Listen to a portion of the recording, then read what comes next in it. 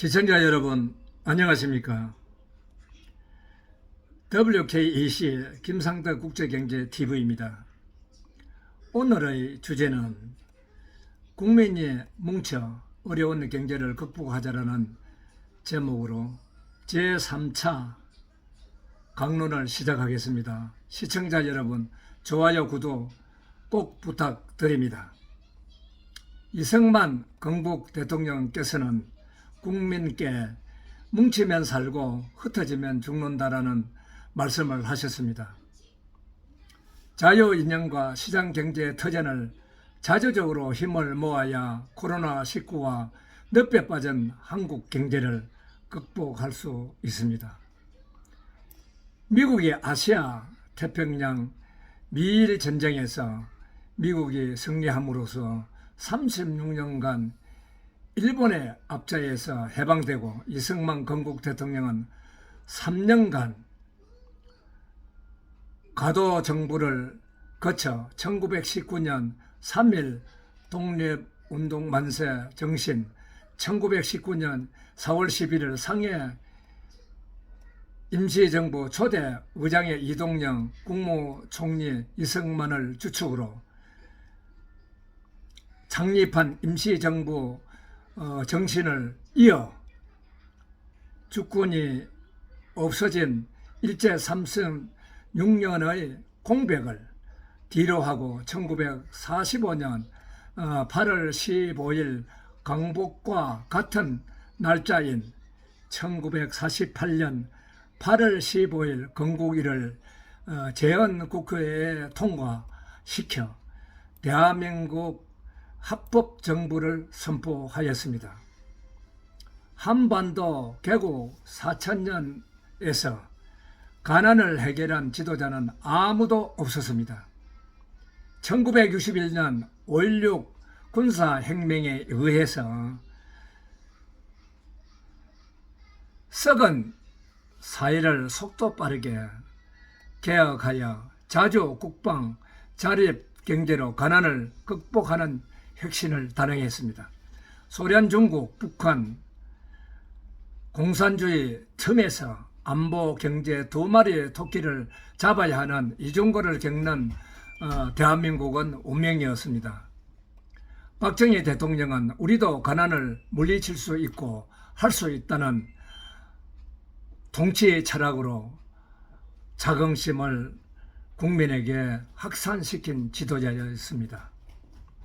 1961년 가난에서 묵은 국가의 틀을 재생하면서 고도 성장을 이루기 위해 간해공업부터 경공업에서 비중이 큰 중화공업 정책을 1973년 1월 박정희 대통령의 연두 기자회견에서 발표했습니다. 건국가 60년대 그 시기 우리나라 안보가 정말 힘들었습니다.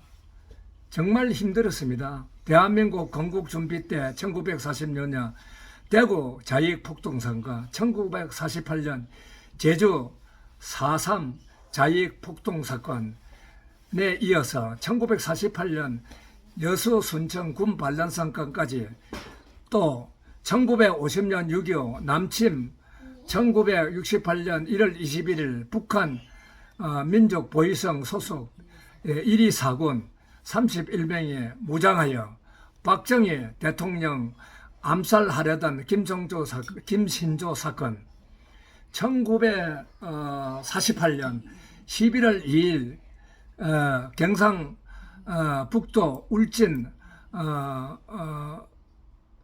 삼척 북의 24군 소속 유격대 120명 침투사건, 제1조총련 문세관 유경수 영부인 저격사건, 칼기 폭파사건, 남한을 적화하기 위해서 한국을 뒤집을 정도로 큰 사건이 일어났으나 강력한 자주 국방과 자립경제 국정 운영에 힘입어 이것을 극복하고 이겨냈습니다. 세계에서 제일 빠른 속도로 중화공업 추진 창조경제란 아이디어를 창출하게 하여 과학기술과 융복합 기술의 산업화에 접목시켜 방위산업을 키웠으며 국방력과 융복합으로 경제를 키워나갔습니다. 일찍이 박정희 대통령은 묵은 개념을 버리고 중화공업으로 586 세대 여러분들이 기술과 융복합 기술 산업화 기초를 만들어 놓았기 때문에 박정희 다시 말하겠습니다. 다시 대통령이 여러분에게 기술과 융복합 기술 또 산업화 기초를 만들어 놓았기 때문에 여러분의 기술 융복합 응용을 발휘할 수 있게 하였습니다. 이래도 좌파들은 양심을 속이고 엄연한 역사의 사실을 감추고 자랑스러운 업적을 덮으려 하고 있습니다. 제일 나쁜 사상이라고 하는 김일성 주청 사상에 미쳐 가슴에 안고 살지 마십시오. 중화공업 국책 제1 목표로 본격화되면서 경제 제1차, 제2차 당시 우리나라 정경제 부분에서 크게 미친 영향을 본다면은 첫째로 새마을 운동의 35.5%가 그 영향을 미쳤고, 두 번째로는 경북 고속도로 개통으로 경제가 활성화되면서 경제에 미친 영향은 24.5%를 경제에 기여했으며, 당시 포항제철 건설로 경제에 미친 영향은 20.8%를 기여했다고 2010년 5월 26일 조선일보에서 발표했습니다. 이러한 성장은 강력한 국방태세로 북한의 침략을 억제하고 자립경제를 우선시하는 박정희 대통령의 국정 목표였기 때문입니다. 현재 세계 경제가 3년간 코로나19 영향을 받아 선진국들의 인플레이션으로 긴축 정책이 불가피한 상황에서 우리 한국은 스태그플레이션 현상까지 겹치고 있습니다. 스태그플레이션 현상은 전 경제를 축소시키고 그 다음에 경제가 축소됨으로 해서 실업자가 많아지고 그 다음에 물가는 올라가고 서민이 살기 힘든 것을 스태그플레이션 현상이라고 부릅니다. 정치가 권력을 남용하여 탈원전 4대 강보 해체, 4대강 보호 해체, 국가 안보 축소, 국가 경제 성장을 막는 정책을 펴므로써 국가 부채와 공기업 부채는 늘어나고 지금 현재 2천조 원을 넘어 국민 한 사람당 부담은 4,200만 원에 달하고 있습니다. IMF 등 OECD 국가들이 급속도로 늘어나는 한국 경제 부채를 걱정해주고 있습니다. 당시 우리 경제 20.8%의 영향을 미친 포항제철을 설명드리자면 2차 경제개발 핵심 사업의 종합제철소 건설을 발표하고 외자 1억 2,370억 달러 중 근대화 필요와 대일청구권 자금 6,370억 달러, 일본 수출입 차관 5천만 달러로 포항제철을 1970년도 4월 1일 박태중 대표를 선임하여 착공하게 하였습니다. 그리고 박태준 포스코 회장은 1986년 12월 1일 포항공과대학을 설립 노벨상 수상자를 배출하는 세계적인 공과대학으로 차세대 인재의 꿈을 키우게 했습니다. 포항제철은 양질의 제품 수요를 국내 기업의 수입 대체에 충족시킴으로써 자동차, 조선산업, 전자산업, 가전제품 등의 번영을 이룩하게 하고 철강 부재재를 충족시킴으로써 우리 경제에 42%의 수입 대체 효과가 있어 우리 경제 성장에 큰 기여를 했습니다. 한국 포스코 코스닥 상장뿐 아니라 1994년 뉴욕 증시에 상장하고 1995년 런던 증권거래소에 상장하고 2005년 도쿄 증시에 상장함으로써 경제 철강에 대한민국 기업의 우수성을 과시했으며 한국의 전반적 경제, 전반적 인식이 높아지게 되었습니다.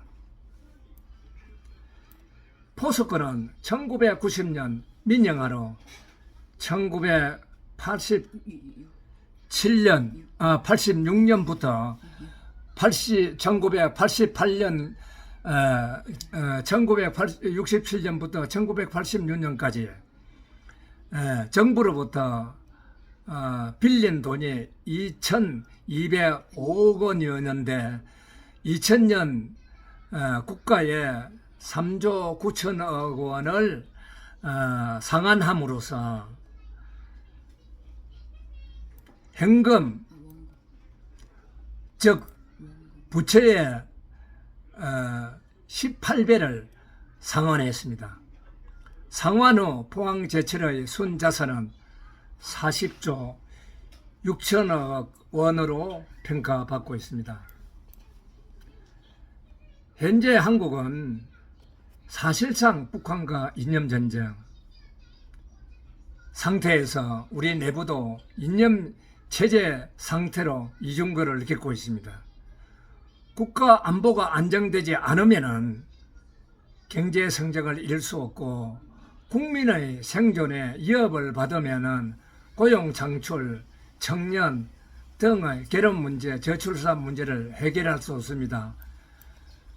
더불어민주당, 민주노총, 각 노총들은 저 말에 귀를 기울여 주시기 바랍니다. 정부가 고용을 증대시키고 저출산을 막으려면 국가 안보가 최우선되어야 젊은 청년들의 안전한 직장생활을 할 수 있게 해야 합니다.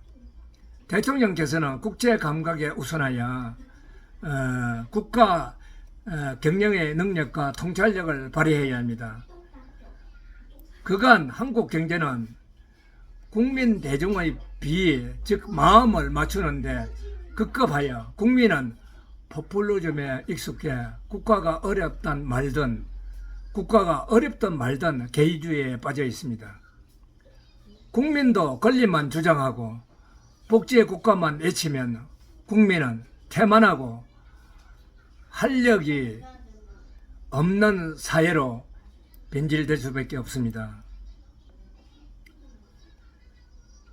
30년 공부하고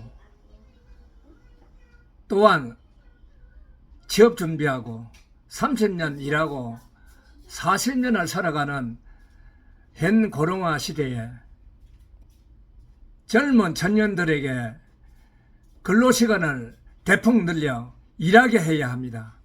언제 돈 벌여서 집 사고 아이 자식들을 기르겠습니까? 선거 때만 되면 정부가 뭘 해주겠다, 젊은 사람들에게 뭘 해주겠다라고 하는 포퓰리즘은 더욱 젊은 청년들에게 나태와 절망을 몰고 가게 하는 것입니다. 부자로는 사회봉사 정신은 없고 자식들에게 유산 운운하는 것은 청년들에게 나쁜 기대감, 자립심이 아니라 인생의 자살골을 넣게 하는 것과 같습니다. 부모가 자식에게 자살골을 넣는 그런 인식을 시키면 되겠습니까? 고령화 사회 저출산을 막으려면 근로시간을 늘려 자립도를 높이고 젊은 층 스스로 출산을 원하는 사회는 많은 일을 하게 하는 사회로 만들어야 합니다. 오늘은 이 정도로 강론을 마치고 취업을 준비하는 청년들에게 국가, 기업, 어떤 인재를 요구하는가라는 주제로 14차 다음 강론에서는 말씀드리겠습니다. 학부형 여러분들도 김상덕 실전 국제경제TV에 많은 시청을 바랍니다. 여러분 자녀들에게 도움이 될 것입니다. 여러분 감사합니다.